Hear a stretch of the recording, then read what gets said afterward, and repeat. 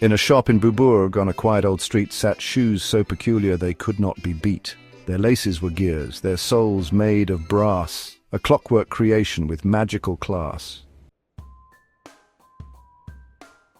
The shoemaker Bert had crafted them true to keep feet snug, dry and perfectly new. But one thing was wrong. These shoes wouldn't stay. They had a bad habit of running away. "Come back!" Bert would yell as they dashed through the door. "It's not like you need to be cleaning the floor." But the shoes never listened. They ran far and wide, always escaping with glee in their stride.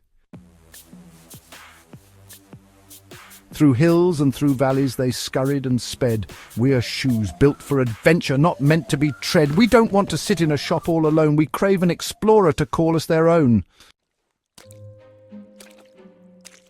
Then one day they stopped by a curious pair, a girl and her brother, with dirt in their hair. The boy said, "These shoes, they move on their own. They must be a treasure. They must be well known."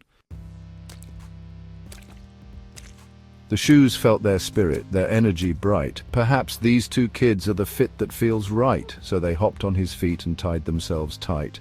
"We're yours," they declared.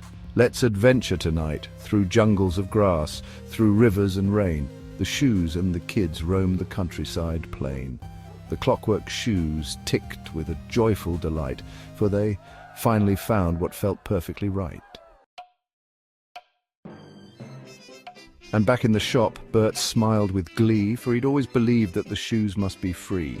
Now they're a legend told near and afar of shoes with a soul and a thirst for bizarre.